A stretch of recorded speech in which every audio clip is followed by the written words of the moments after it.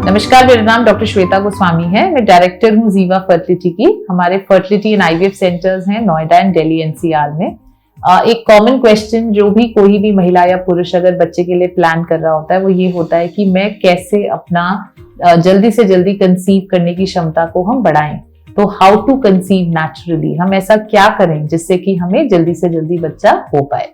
तो पहली चीज हमारे हिसाब से, अगर आपको 3 से 6 महीने हो चुके हैं ट्राई करते हुए और बच्चा नहीं हो पा रहा है, तो सबसे पहले हम हमेशा ये कहते हैं कि एक बेसिक फर्टिलिटी टेस्टिंग तो होना चाहिए, क्योंकि पहले तो हमें ये समझ में आना चाहिए कि क्या कोई कारण है या कोई कारण नहीं भी है, और उस हिसाब से हम चीजों को प्लान करें। तो बेसिक फर्टिलिटी टेस्टिंग में महिला के अंडे के उपजाऊ होने के टेस्ट होते हैं, जिनको हम ओवेरियन रिजर्व टेस्ट या फर्टिलिटी टेस्ट कहते हैं। अल्ट्रासाउंड के माध्यम से एक लेडी के एग्स और यूट्रस हेल्दी है कि नहीं वो देखा जाता है। अगर जरूरत पड़े तो किसी किसी की फेलोपियन ट्यूब टेस्ट शुरू में की जाती है, और एक हस्बैंड का बेसिक रिपोर्ट देखा जाता है। अगर इन चीजों में कोई समस्या पाई जाती है तो नेचुरली उसी के हिसाब से हम लोग प्लान करते हैं। तो अगर हम एक नेचुरल फर्टिलिटी की बात करते हैं तो 2-3 चीजें मेरे हिसाब से हमें माइंड में रखनी है। एक तो हम ये कहते हैं कि देखिए, चाहे आप कितने भी फर्टाइल एज अ कपल ना हो क्यों ना हो, बट हम कहते हैं कि 20 से 25% का चांस होता है हर मास में कंसीव होने का। तो एक चीज तो हमें अपने मन में ये एक स्ट्रेस को कम रखना है कि हाय मेरे में जरूर कोई मेजर प्रॉब्लम है, मेरी फ्रेंड्स और इन सब का तो बहुत आसानी से बच्चा हो रहा है और मुझे कंसीव हो नहीं पा रहा है, इसका मतलब मुझे बहुत प्रॉब्लम है। तो हमें एक परसेंटेज वाइज ये समझना है कि 85% लोगों का 1 साल में ट्राई करने के बाद कंसीव होता है। 92% मतलब 92% को 2 साल तक लगते हैं, और उन्हीं बाकी 8 या 18% को हम कहते हैं कि उनको ज्यादा ट्रीटमेंट का जरूरत पड़ता है। तो पहली चीज, जैसे ही हम बच्चे की प्लानिंग शुरू करते हैं, हम इसको कैलेंडर कैलकुलेटर की तरह नहीं सोच सकते कि बस अब 2 महीने में बच्चा हो जाएगा। हमें एक तो ये समय अपने साथ लेके चलना चाहिए। ये मैं इसलिए दोबारा एम्फसाइज कर रही हूँ क्योंकि stress is a major part, जिसकी वजह से कंसीव करने में और दिक्कत आती है। तो अगर हम कोई दिक्कत है, हमें बिना स्ट्रेस लिए, हमें बिना नेगेटिव हुए इस चीज के लिए कोशिश करती रहनी चाहिए। दूसरा, लाइफस्टाइल मॉडिफिकेशंस ऑफ कोर्स किसी भी फर्टिलिटी के ट्रीटमेंट का एक बहुत इंपॉर्टेंट हिस्सा होता है। अगर आपको कोई दिक्कत ना भी हो तो भी हम कहते हैं मेन रीजन अंडे या स्पर्म की क्वालिटी होती है।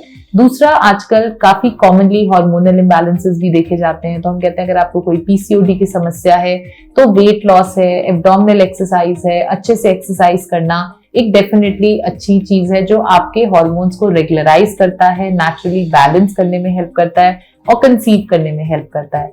सिमिलरली, अगर कोई भी हस्बैंड है, अगर उनकी रिपोर्ट नॉर्मल है या लोअर नॉर्मल साइड पे है, तो हम कहते हैं अच्छे लाइफस्टाइल, स्मोक ना करना, अल्कोहल मिनिमल लेना, हेल्दी एंटीऑक्सीडेंट फूड लेना।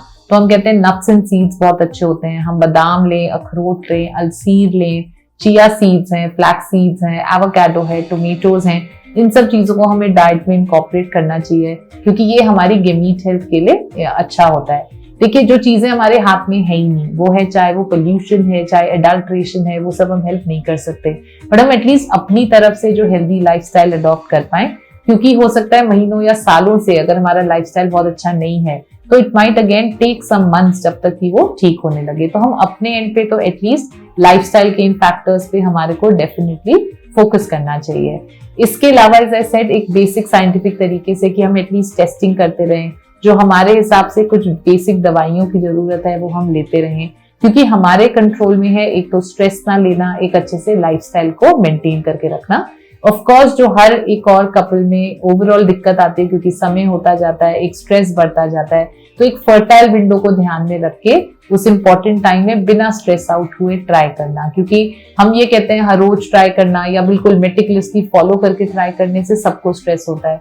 अगर हम अपने फर्टाइल विंडो में एक दिन छोड़ के एक दिन, 1 in 48 आवर्स भी ट्राई करते हैं, तो हम कहते हैं दैट इज गुड इनफ। सो हमारे को अपनी तरफ से एक एज अ कपल एक कॉन्वर्सेशन भी ऑन रखना है, क्योंकि हर कपल एक अपनी तरफ से स्ट्रेस है, बट हम आपस में बातचीत ना करें तो हम कहीं ना कहीं ये नहीं समझ पाते कि दूसरे पार्टनर पे क्या गुजर रही है। हमें लगता है बस सारा स्ट्रेस हमें ही हो रहा है। तो कहीं ना कहीं जब आपस में ये कॉन्वर्सेशंस हो, बातचीत हो, और हम ये समझे कि हाँ ठीक है, हम इसमें इकट्ठे हैं और इसमें से इकट्ठे ही हम लोग उभरेंगे और उभरेंगे जरूर, तो फिर हमारे को एक प्रोत्साहन मिलता है इन चीजों में करने के लिए। तो एक रियलिस्टिकली हमें ये अपनी तरफ से लाइफस्टाइल बेटर करना चाहिए, फर्टाइल विंडो को ध्यान में रखना चाहिए, जिस स्टेप पे जहां जरूरत हो बेसिक टेस्ट करने चाहिए। एंड मोस्ट इंपॉर्टेंटली जो मुझे लगता है कि की वर्ड फॉर फर्टिलिटी ट्रीटमेंट होता है पेशेंस। अगर हम पेशेंस रखेंगे, अगर हम धैर्य नहीं छोड़ेंगे, तो हम जबरदस्ती बहुत हाई फाई प्रोसीजर्स में जाने की जरूरत भी नहीं पड़ेगी। और उस पेशेंस के लिए सबसे इंपॉर्टेंट चीज है एक्सेप्टेंस, इस चीज को मानना कि किसी पेशेंट को भी, किसी भी कपल को 6 महीने से 12 महीने लग सकते हैं। तो अगर हम धैर्य से और एक वैज्ञानिक तरीके से इस चीज को अप्रोच करें तो अधिकतर लोगों में एक नेचुरल कंसेप्शन होने का एक बहुत अच्छा चांस होता है। ऑफ कोर्स अगर हमारी रिपोर्ट्स कुछ बहुत हमारे हाथ में नहीं है, बहुत अच्छी नहीं चल रही हैं, तो आजकल की वैज्ञानिक एडवांसमेंट्स में IVF, IUI ये सारे प्रोसीजर्स तो अच्छे सक्सेस रेट प्रोवाइड करते ही हैं। बट डेफिनेटली हमें अगर अपने इन सारे लाइफस्टाइल फैक्टर्स को हम अडॉप्ट करते हैं तो more often than not most लोगों का तो नेचुरल कंसेप्शन में ही आसानी से हो जाता है। So I wish you all the best. Please patience रखिए, प्लीज इस प्रोसेस और ट्रीटमेंट को टाइम दीजिए, क्योंकि हताशा और निराशा तो होगी, बट हमारे को अपना कॉन्फिडेंस बिल्डिंग और पॉजिटिविटी को ऑप्टिमल लेवल पे यहाँ पे मेंटेन रखना है। Thank you very much.